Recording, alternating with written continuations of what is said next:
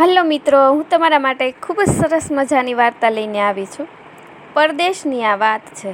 Dollar store તરીકે ઓળખાતા સ્ટોર્સની ત્યાં એક શૃંખલા છે. એવા જ એક ડોલર સ્ટોરમાં એક માણસ કેન્ડી ખરીદવા ગયો હતો. કેન્ડી ખરીદીને પૈસા ચૂકવવાની લાઇનમાં એ ઊભો રહ્યો. એ જ લાઇનમાં એની આગળ એક યુવતી ઊભી હતી. એણે ખાસો સામાન ખરીદ્યો હતો. એની સાથે એના 2 નાનકડા બાળકો પણ હતા. એ યુવતીનો વારો આવ્યો. બિલ ચૂકવવા એ આગળ વધી.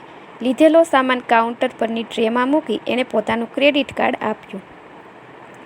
કાઉન્ટર પર બેઠેલા ક્લાર્કે એ સ્વાઇપ કર્યો. પછી કાર્ડ પાછું આપતા એ બોલ્યો, "સોરી મેડમ, આ ક્રેડિટ કાર્ડ નહીં ચાલે, એમાં બેલેન્સ જ નથી." પરંતુ એ યુવતી થોડી ખંચકાઈને બોલી, "મેં હજુ ગઈકાલે જ એકાઉન્ટમાં પૈસા ભર્યા છે, એટલે એ ચાલવું જ જોઈએ. પ્લીઝ ફરી એકવાર કોશિશ કરી જુઓ ને." એના અવાજમાં રીતસર આજીજી હતી. ક્લાર્કે ફરી 1-2 વખત કોશિશ કરી જોઈ, પણ એ કાર્ડ ન ચાલ્યો. એણે ફરી એક વખત કાર્ડ પાછું આપતા કહ્યું, "સોરી મેમ, નો બેલેન્સ જ બતાવે છે. કદાચ તમારું પેમેન્ટ હજુ ક્રેડિટ કાર્ડની કંપની સુધી નહીં પહોંચ્યું હોય. તમે એ કંપનીને કે અન્ય કોઈને ફોન કરવા માગતા હો તો કરી શકો છો." પેલી યુવતી થોડી ટેન્શનમાં આવી ગઈ. એણે પોતાના પર્સમાંથી મોબાઈલ કાઢ્યો અને પછી કોને ફોન કરવો એ વિચારવા લાગી. એનો ચહેરો રડવા જેવો થઈ ગયો.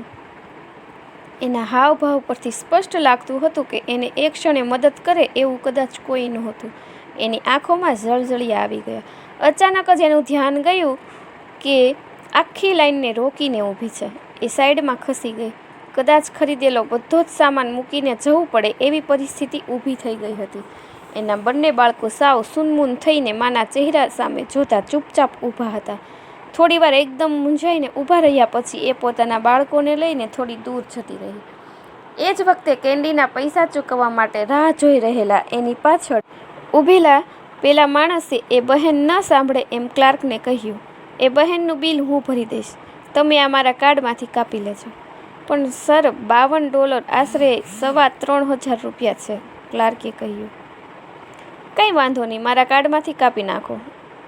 એટલું કહીને પૈસા ચૂકવી કાર્ડની સ્લીપમાં સહી કરી એણે પેલી યુવતીને પેડ બિલની કોપી આપી. "પણ સર, હું કઈ રીતે તમને પાછા?" એવું અસ્પષ્ટ બોલતી એ યુવતી એકદમ લાગણીશીલ બની ગઈ. સાવ હળવાશથી હસતા હસતા એ માણસે કહ્યું, "નહીં મેમ, એ પાછા નથી આપવાના. Just pay it forward.